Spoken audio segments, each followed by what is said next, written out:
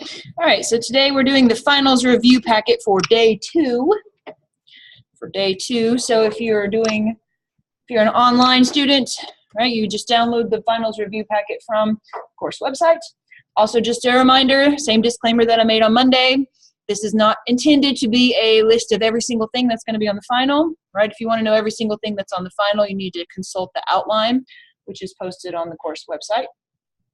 So we're going to go through some of these problems today as a review in preparation for the final, things that I think we may need to talk about more in preparation for the final. So, number 1, calculate the wavelength of light emitted when an electron falls from n equals 4 to n equals 2. All right, so we're asked for wavelength. Now, on your reference page, you will be given the formulas. Okay, I will give you formulas. You just need to know which ones to use and how to use them.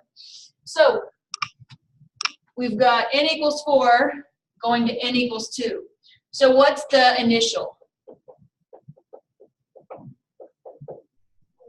Initial is 4, and final is 2. That's important, right? Because we need to identify where we're starting and where we're ending so we can calculate energy, and then use energy to calculate wavelength. So, I won't make you memorize the formula, but let's just do it for good practice. What is the formula for delta E? Well, there is one that's HV, right, where that's Planck's constant and that's frequency. There's another one for delta E. What's that? Negative 2.18 times 10 to the negative 18th joules times what? 1 over n final squared minus 1 over n initial squared. Okay? Now just a reminder, this will be given to you on the reference page. I will give you the formulas. I will give you Planck's constant, all that good stuff. But you need to know which formula to use when. All right? So the first thing we're going to do is we're going to calculate delta E. And then that'll give us energy. What will we need to do in order to find wavelength?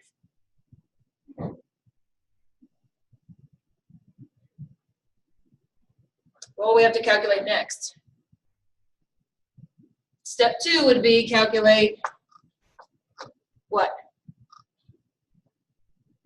Frequency, right? Step 2 would be to calculate frequency using this formula. And then finally, step 3, how will we get wavelength? What formula uses that? All right, C equals wavelength times frequency, right? So this is a 3-step problem. First, we calculate delta E using this method. Then we'll use delta E to calculate frequency. Then we'll use frequency to get wavelength, right? This is a 3-step problem. So I'm going to actually give myself a little bit more room here so I don't run out of board. All right.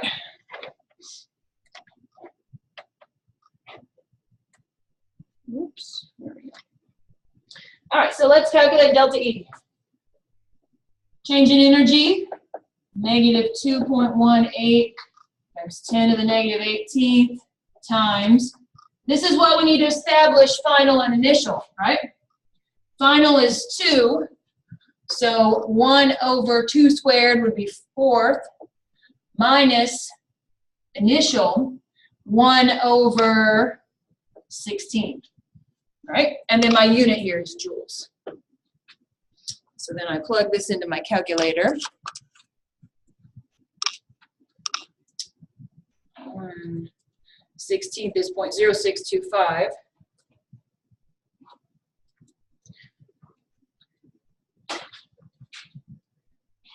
All right, times 2.18 to the negative 18. What did you get for your energy? I got negative 4.088 times 10 to the negative 19th joules. Did you? Yes? Because 1/4 is 0.25 minus 0.0.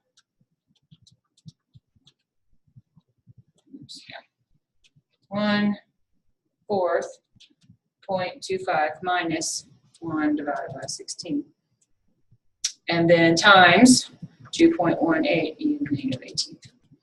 Yep, got the same thing again. Okay, so that's our energy. That's our energy. That's step 1, right? But now, that's nowhere near being done, right? Because we need to calculate wavelength. So step 2, we're going to calculate wavelength. We're going to calculate frequency. Delta E is equal to Planck's constant times frequency. So we take our value that we just obtained, negative 4.088 times 10 to the negative 19th joules equals Planck's constant is 6.626 times 10 to the negative 34 joule seconds, right? Times frequency. Right? So frequency, just dividing by Planck's constant, divided by 6.626 times 10 to the negative 34. I got a frequency of 6.172 times 10 to the 14 hertz, right? Because joules divided by joule seconds would cancel, give me 1 over seconds, or hertz. Do we agree? We agree on frequency? Yes? Okay, now we can calculate wavelength. Wavelength is the last thing we can calculate. What's C? What does that stand for? Speed of light, right? And that will be on the handout, on the reference page, 2.99 times 10 to the 8th meters per second is equal to, that's what we're solving for, times 6.172 times 10 to the 14th seconds inverse. Right? So we just divide. Seconds inverse divided by seconds inverse gives me a unit of meters. So 2.99 times 10 to the 8th divided by 6.172 times 10 to the 14th gives me, running out of room, wavelength I got 4.84 times 10 to the negative 1, 2, 3, 4, 5, 6, 7 meters. You can convert that to nanometers, but I didn't ask for it to be nanometers, right? That would be 484 nanometers. Just multiply by 10 to the 9th to convert to nanometers, right? Because nanometers is a unit we're used to seeing. So that means that when this transition occurs, when it falls from n equals 4 back down to n equals 2, this light is given off, right? And it's got a light with this frequency. We could look up what color that would be based on that. Excuse me, by that wavelength. We can look up what wavelength that is. We can see what color it is. Does this make sense? 3-step problem. Did you get it right? Any questions on this one? These are the ones that students get wrong a lot because they'll forget which formula to use. They'll plug in final and initial backwards. They'll do all kinds of weird stuff, okay? So make sure you understand how to do a multi-step problem like this, okay? Any questions on number 1?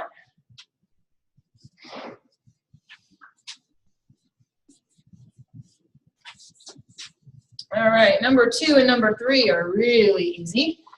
It's just nomenclature, formulas, which if you don't know that by this point in the semester, hopefully this is something you could do in your sleep at this point. All right, let's name these. What's the name of CUS? Copper. It's not copper sulfide. Copper is a transition metal, so what do we need? It should be copper 2 sulfide, right? So if you forgot the 2, you can write a -1/2 on your paper because you'll lose half a point if you leave that off. Guarantee ya. Okay, what's MgO? Magnesium oxide, right?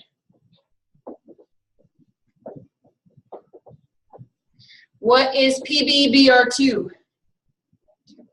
Lead 2 bromide, right?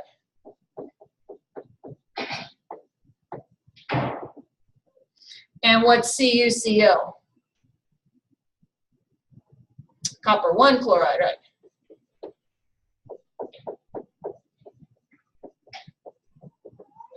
All monatomic ions there.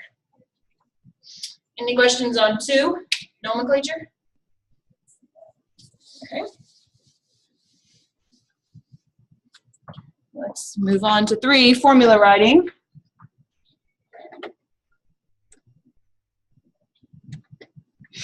All right, what's the formula? Calcium as an ion is Ca2+. What's permanganate? MnO4 with what charge? MnO4 minus, right? So, what's the formula? All right. Do we agree? Okay, this 3, what does that tell me? This is cobalt with what charge?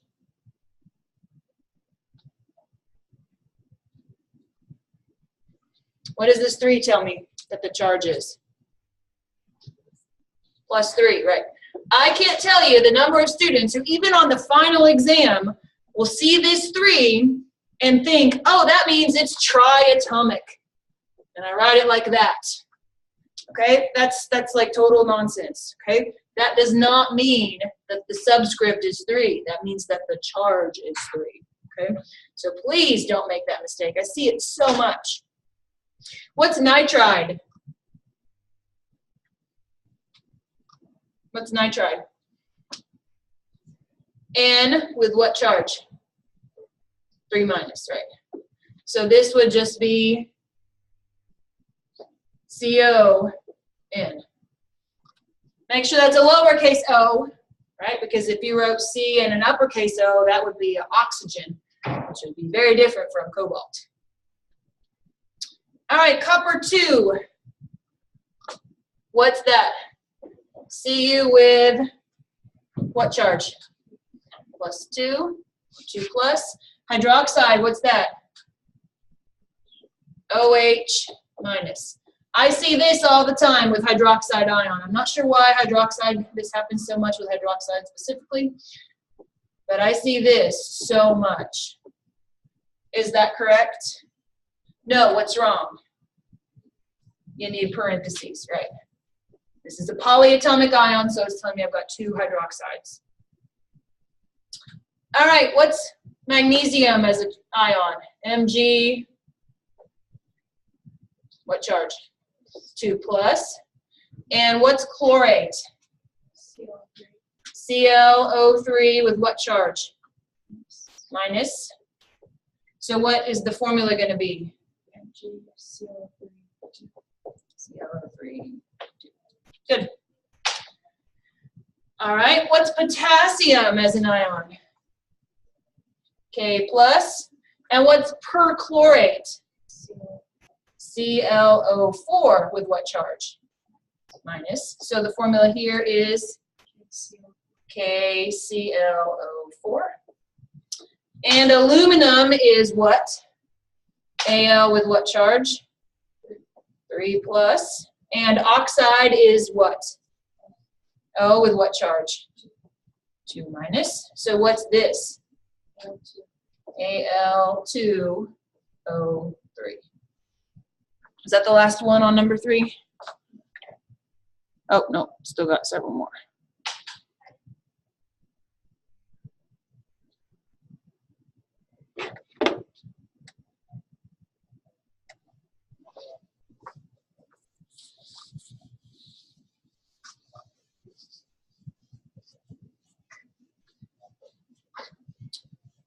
All right, next we've got lithium carbonate.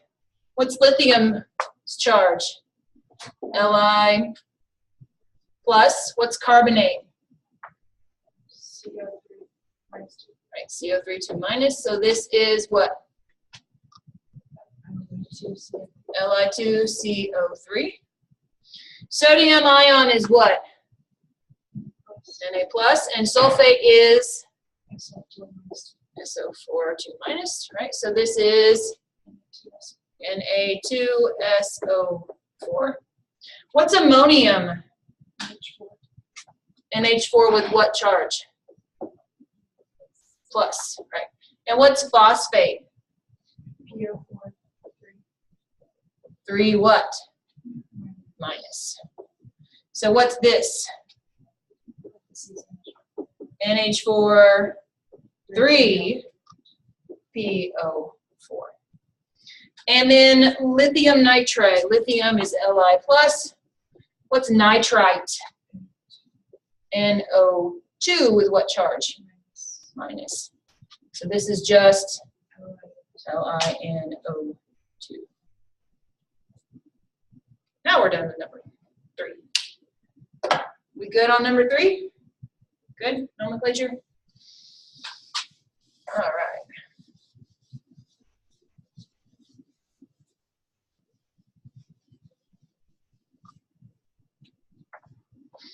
Number 4.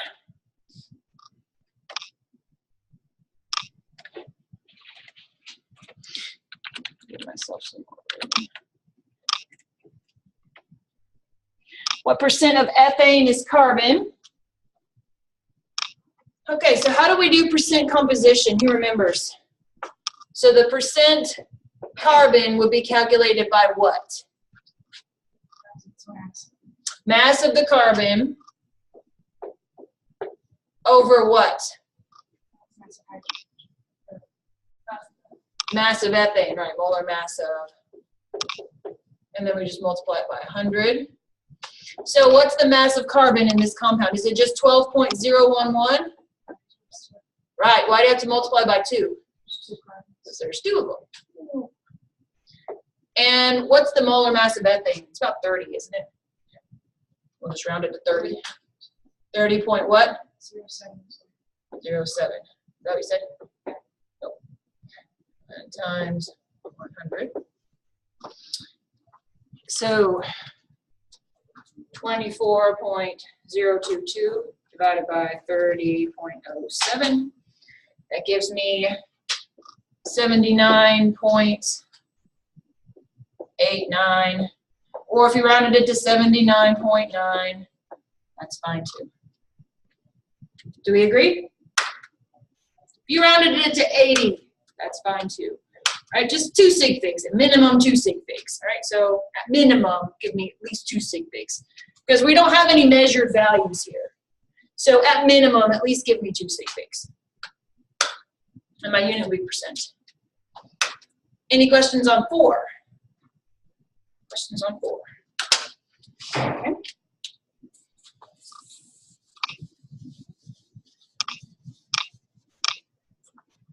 Let's do 5. Give myself more room. What is the empirical formula of a compound that's blah, blah, blah, blah, blah, blah, blah, blah, blah. Let's review the steps. What's step 1 going to be? What? Right, percent equals grams. And then what do? Grams to moles. Then what do? Right, divide all by smallest. And then that gives you your subscripts, right? Now the thing to be careful of is if you get a number ending in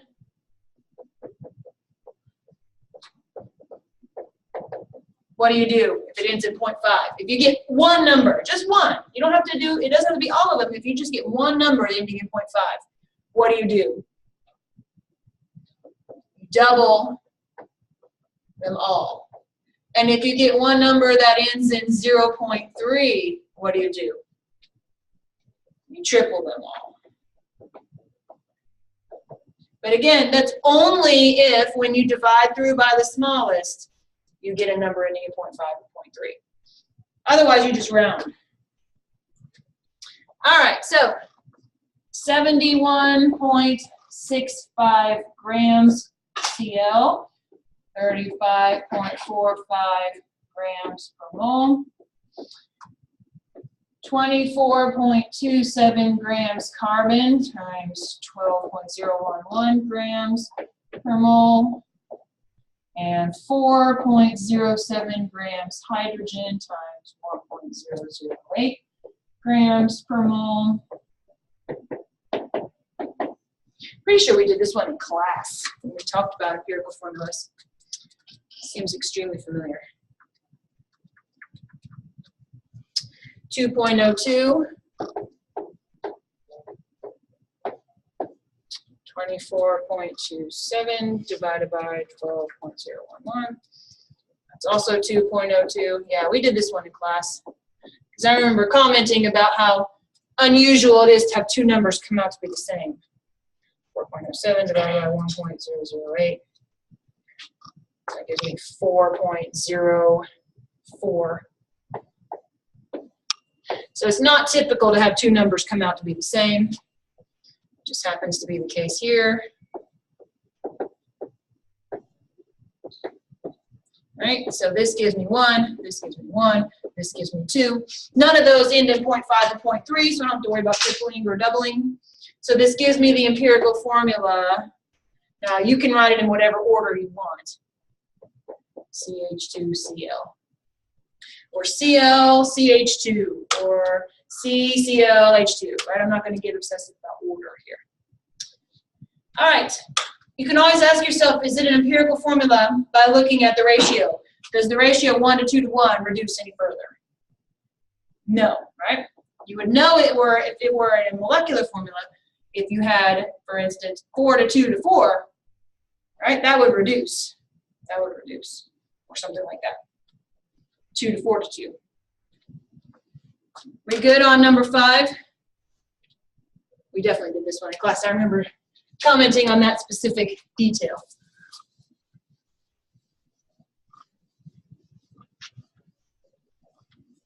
All right. I think number 5 goes along with number 6. I'm pretty sure number 6 says, yes, it does.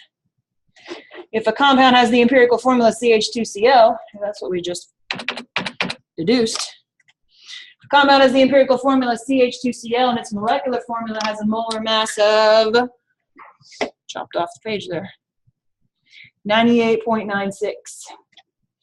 Okay, so empirical formula is this. Molecular formula has a molar mass of 98.96. So how do you convert an empirical formula to a molecular formula?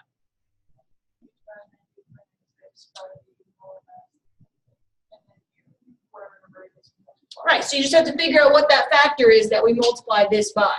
Right, so our multiplication factor is the molar mass of the molecular, which is given, divided by the molar mass of empirical, which we would calculate.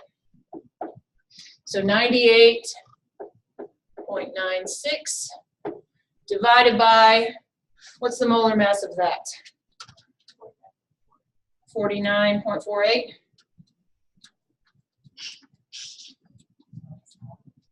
Yep, 40, I did some rounding. 49.48, is that what you said? Yeah, I rounded and I got 49.45. So if you don't, oops, 49. Wait, you said 48, right? 49?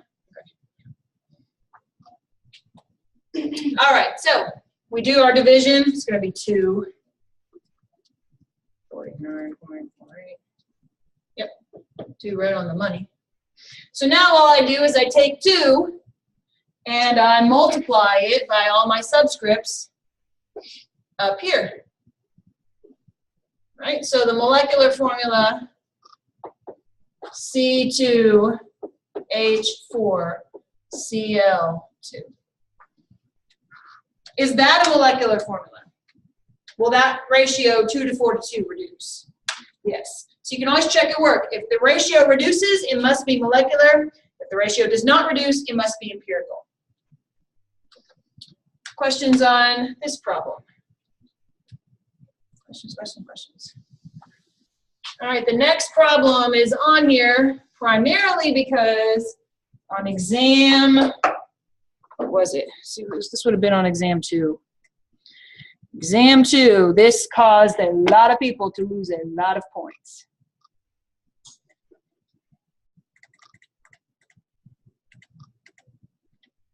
Yeah, this problem caused a lot of people to lose a lot of points on exam 2. So we definitely need to talk about this. 450 milliliter sample of 0.52 molar calcium chloride reacts with 125 milliliters of 0.78 molar potassium hydroxide solution. What mass of the product that contains calcium is formed? All right, so let's first begin by writing a balanced equation. Calcium chloride has what formula? CaCl2. Is that going to be solid, liquid, gas, aqueous? Milliliters and molarity, so what's that? Aqueous. Potassium hydroxide has what formula? KOH. Solid, liquid, gas, or aqueous? Aqueous as well. All right, this is going to be a what kind of reaction? Double displacement. So calcium hydroxide. That is a 2. I always need to write something where I'm right on that board. Right on that border. Now you'll have your solubility rules on the handout. I'm not going to make you memorize solubility rules. Solid, liquid, gas, or aqueous? That looks like a 1. That's really going to bug me. Make my arrow shorter.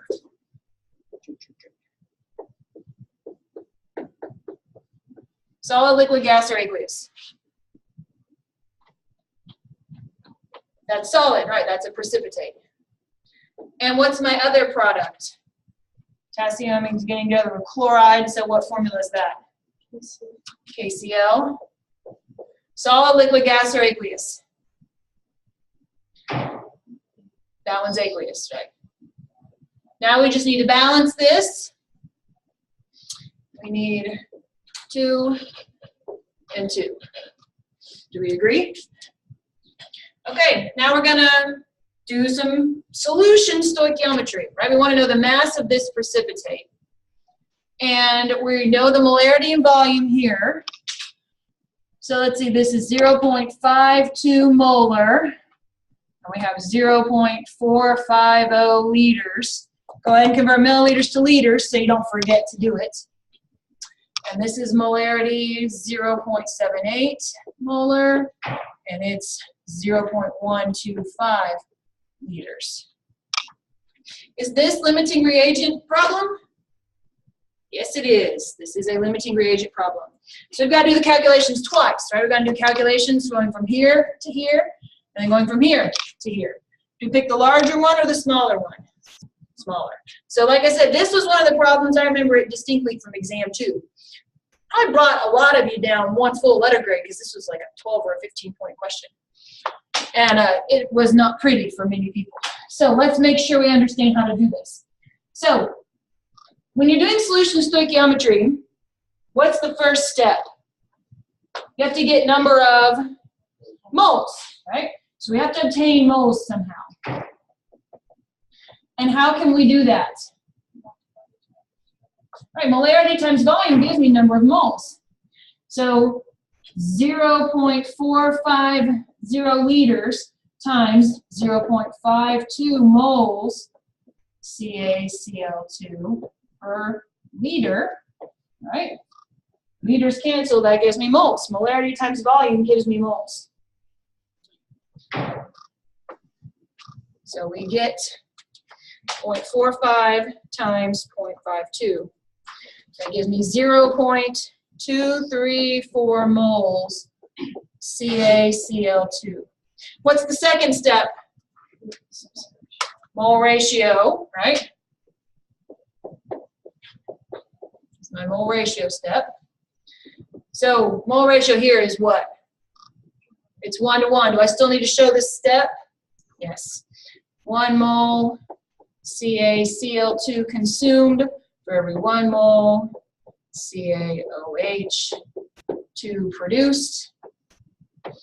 Number doesn't change, just units, right? 0.234 moles CaOH2. Now what? Grams, right? Okay, so let's see, 32 plus, it's calcium, 20 something. Calcium, oh, excuse me, 20 is its mole, is atomic number, 40. Plus 48107 plus 2.0. Did you get 74.09? 74.086 grams per mole. So that gives me times 17.2 sig figs, so 17.336 would round to 17 grams. Am I done? No, now I got to do this whole thing again, right? Because I have to figure out who's the limiting reagents. And I got to do all this again. I'm going to condense it down this time, since you know the procedure now. So molarity times volume. So 0.125 liters times 0.78 moles KOH per liter. Now let's do step 2, mole ratio. 2 moles KOH for every 1 mole CaOH2. And then mole mass has not changed, 74.086 grams per mole. Multiplying all the way across and dividing up. So 0.125 times 0.78 times 74.086 divided by 2 gives me 3.612, which I'm keeping 2 sig figs, so that'll be 3.6 grams. So which is my final answer? 3.6 or 17? 3.6. So this is my theoretical yield. Do we agree on this problem? Like I said, solution stoichiometry was a big source of point loss on exam 2. So if you fell into that category of losing a bunch of points on solution stoichiometry, make sure you understand how that works. All right, let's move on to next problem.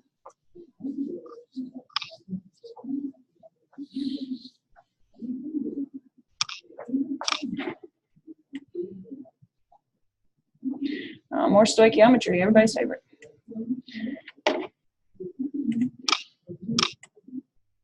Two grams of zinc metal reacts with 2.5 grams of silver nitrate. Write the balanced chemical equation. Product involves zinc 2, not zinc 1, just FYI. Limiting reagent, theoretical yield. All right, so let's write the equation. Zinc metal has what formula? Let's move this up a little bit. All right, zinc metal has what formula? It's just plain old Zn, right? And silver 1 nitrate would be AgNO3. This would be aqueous. We're going to get, what kind of reaction is this? This is single displacement, so that means that the cation comes out as a what? Cation becomes a metal, right? So what will it be? Ag, not Ag plus, right? You actually did this exact reaction in lab. Except instead of zinc, we're using copper. And then zinc 2. So what's the formula of that other product going to be? ZnNO3, 2, and that'd be aqueous. So we did this experiment in lab, except we used copper. Is this balanced? No, what do we need to do to balance it? We need a 2 here, and a 2 here. Okay. So we're told we've got 2 grams and 2.50 grams here. And we can answer B and C at the same time because we want to know the theoretical yield of this. All right, so by solving for C, we can answer B. So maybe I should have switched the order here. All right, let's go through the problem. Can I do it as one big long step, or do you want me to show it as 3 separate steps? Which do you prefer? I'm going to do it as 3 and for the first one, and then one big one for the second, just to make sure. That's what we'll do. All right. So for zinc, we've got to do grams to moles. All right. So 2.00 grams. Molar mass of zinc is not one I have committed to memory. 65.38. 65.38 grams per mole. All right. So 2 divided by 65.38. That gives me 0.03059. Now we're going to do mole ratio. 1 mole zinc for every 2 moles Ag. So multiplying by 2. So that gives me 0.06118 moles Ag. Molar mass of silver is like 100.7, something like that. 107.886. 107.886 grams per mole. So 0.06118 times 107.6 gives me 6.6, 3 sig figs, right? So 6.60 grams. But I'm not done, right? I've got to do it for the AgNO3 as well.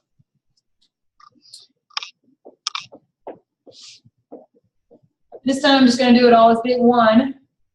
So 2.50 grams AgNO3.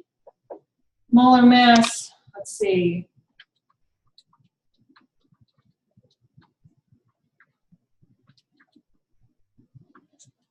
I got 169.886, did you?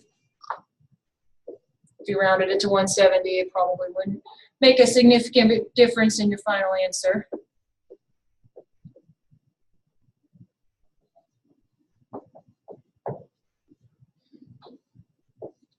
Mole ratio is 2 moles AgNO3 for every 2 moles Ag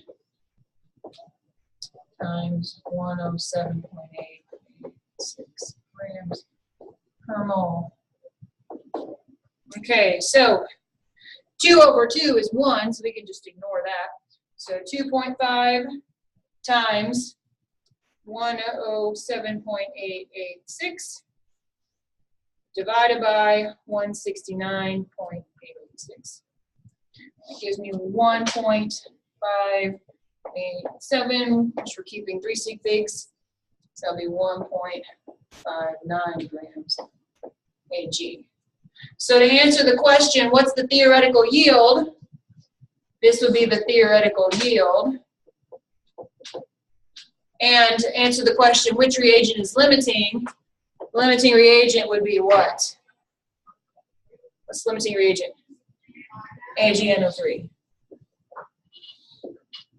Do we agree on the numbers? Do we agree on the conclusion?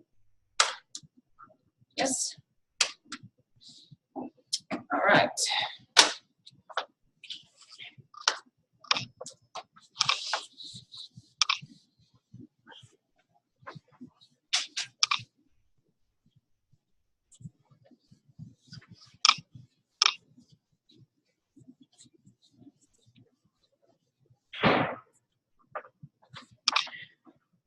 So, getting to the end here. Right, balanced chemical reactions for combustion. Combustion of ethane. Okay, combustion involves what substance? Okay, so C2H6 plus O2. What do we produce when we combust the hydrocarbon? CO2 plus H2O. These are all gases. All right, for combustion, it's probably easier to make a reactant product table so you don't have to try to do it in your head, right? So CHO, CHO, we've got 2, 6, and 2, 1, 2 plus 1, and 2. So let's balance carbon with a 2. And 2 times 2 is 4. Let's balance hydrogen with a 3. And 3 times 1 is 3. So that means this needs to be 7 halves. But can we leave 7 halves as a coefficient? No. So what do we do to get rid of that? What do we do to get rid of that 7 halves? Multiply everybody by 2. So my coefficients are 2, 7, 4, 6.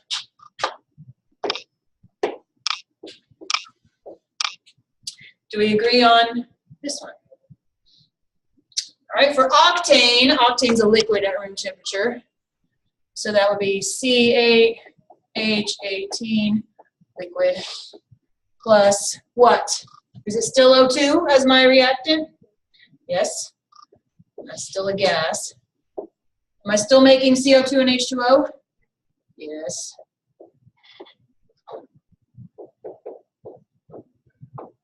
All right, let's use a reactant product table here. So CHO, CHO, 8, 18, 2, 1, 2 plus 1, 2. All right, so let's balance carbon with an 8. So that makes that 8. 8 times 2 is 16. Now let's balance hydrogen with a 9. 18 and 9. So what does my fraction need to be here? 25 halves, right? Because this is 25. 25 is not a multiple of 2. So I have to use 25 halves. Do we keep that fraction in the final answer? No. What do I have to do to get rid of it? Multiply the whole thing by 2. So that becomes 18, that becomes 16, that becomes 25, that becomes 2. Do we agree? Do we agree? For combustion, I think it is easier to do the reactant product table still, just because you've got oxygens appearing in more than one substance. So that's my advice. Obviously, if you can do it in your head, great. But if you find yourself spinning in circles, you can always make a reactant product table. I think this next one's the last one, isn't it? Oh, this is an easy one too. What energy is associated with the n equals 3 energy level? So energy equals what? There's a formula for this.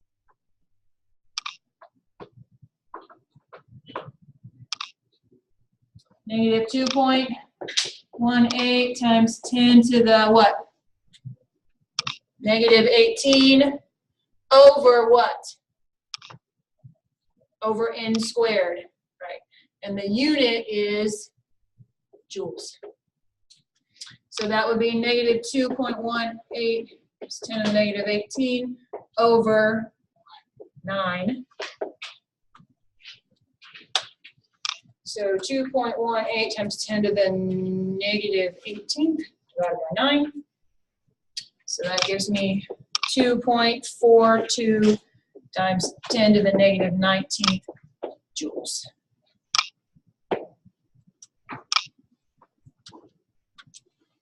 Do we agree on number 10?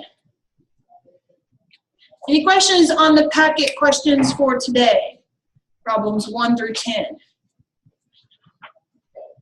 Questions? I'll give you solubility rules, yes. Yep. So your reference page, if you want to see what's on the reference page itself is already posted. So you can go download and look at it as you're preparing for the test. Any other questions? All right, so that's where we'll stop for today.